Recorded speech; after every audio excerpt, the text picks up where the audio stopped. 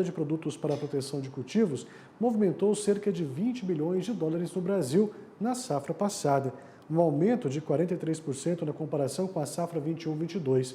Nós vamos entender então um pouco melhor todos esses números agora com o diretor executivo da Kinect para a América Latina, o André Dias. Olá, André, seja bem-vindo, satisfação recebê-lo aqui no canal AgroMais.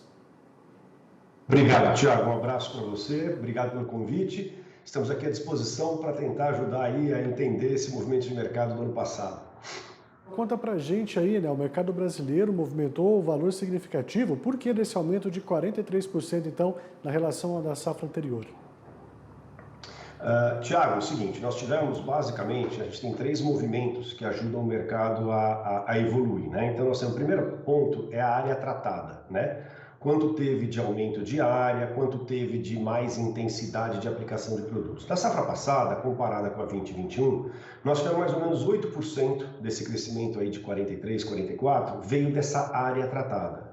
A grande parte do crescimento, do valor em dólar, veio de um aumento de custos mesmo, né? Então nós tivemos uma evolução muito grande dos custos dos produtos. Então nós tivemos aumento de frete, aumento logístico, aumento dos ingredientes ativos da China por conta da pandemia. E esse impacto de preço de produto, ele correspondeu a mais ou menos 23% desse aumento de mercado.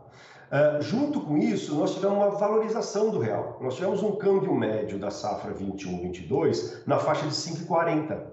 E o câmbio médio da safra passada foi de 5,20, valorando o mercado em cerca de 5%. Então, dos 43, 44% de aumento, nós tivemos então 8% de área e nível de tratamento, nível de tecnologia, 23% de aumento de preço, de custo de produto e 5% mais ou menos correspondente ao câmbio. Tá? Então foi mais ou menos assim a dinâmica de mercado do ano passado, da safra 22-23 para a safra 21-22. Expressivo como esse, principalmente para as pessoas que não estão ligadas ao agronegócio, André, muita gente fala que nós estamos usando defensivos agrícolas demais, que a nossa produção está toda comprometida. Não é nada disso, né?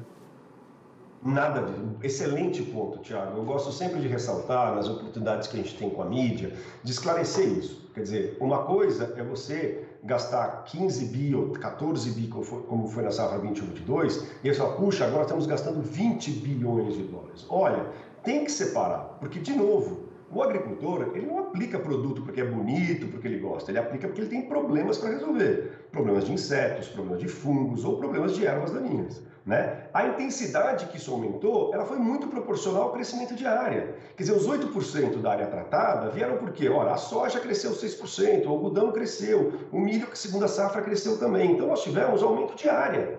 Então, é natural que se aplique um pouco mais de produto. O valor de mercado cresceu realmente por conta dos custos, que cresceram muito. Também não foi porque, ora, a indústria resolveu aumentar preço porque ela tem a ganância enorme. Não é isso. Nós tivemos um aumento de preço aí, de custo de produto, logística, né? Foi um bom exemplo. Antes da pandemia, um container custava $2.000, $1.500, $2.000. Chegou a $12.000 um container da China, né? Então, houve um impacto de aumento de custos logísticos. E também problemas de suprimento de produto na cadeia. Então, isso aí fez o custo de alguns produtos aumentarem bastante.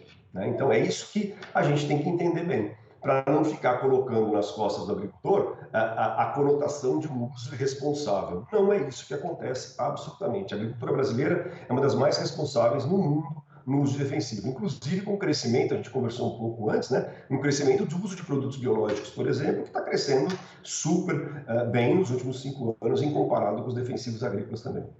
Pois é, e se a gente for pegar essa questão dos bioinsumos, o que falta para chegar também num patamar tão elevado como esse? A burocracia mesmo que a gente ainda tem aqui interna acaba atrapalhando também esse crescimento, André? Olha, vamos refletir um pouco nisso, Thiago, porque é uma reflexão interessante. Quando você pega os últimos 5 anos, tá, e vê qual foi o crescimento anual composto do mercado de defensivos, você vai ver mais ou menos 10%, 11%. Quando você pega o biológico tem crescido numa taxa de 40% de crescimento anual composto, né? Então, o que é isso? Um crescimento muito mais acelerado dos produtos biológicos, do uso de produto biológico.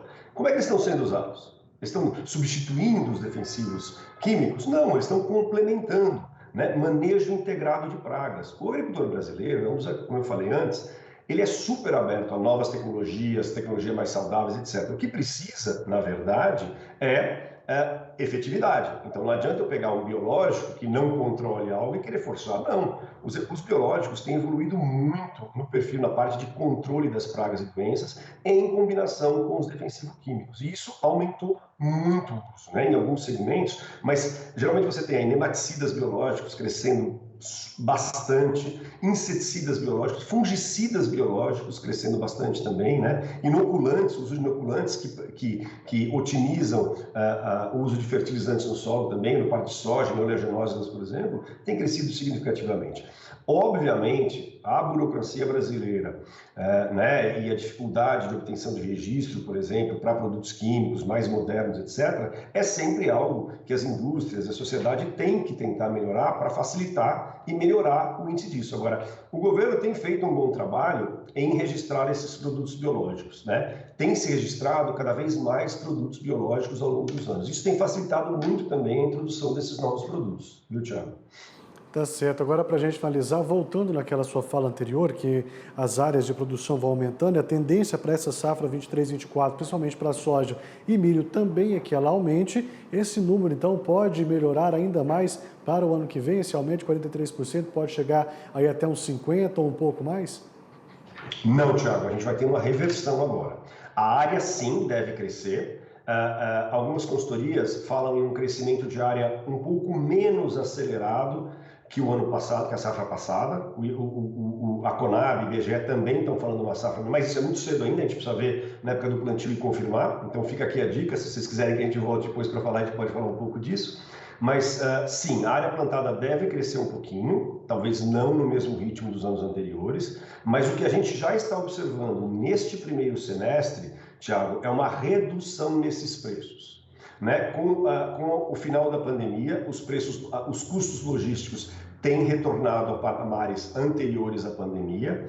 A normalização também dos custos de ativo na China e Índia tem reduzido e a gente já vê uma redução aí, às vezes até significativa, em algum dos custos e preços de produtos ofertados. Então, o mercado em dólar deve reduzir um pouco. Né? Em área tratada, não. Ele deve continuar crescendo pelo crescimento de área e uso de novas tecnologias. Mas em dólar e em real, isso pode se estabelecer um pouquinho mais baixo do que o ano passado. Essa é a visão que nós temos hoje, há 2 meses aí do início do plantio das principais culturas de verão, tá, Thiago? Tá certo, então, André, nós vamos seguir acompanhando tudo isso de perto e qualquer coisa a gente volta para falar com você de novo, tá bom? Mais uma vez, muito obrigado, satisfação imensa recebê-lo aqui. Até a próxima. Sempre à disposição, Thiago, contamos com vocês, um grande abraço e obrigado pelo serviço que vocês prestam aí para a gente de comunicar e trazer a notícia na ponta do lápis aí. Obrigado, viu?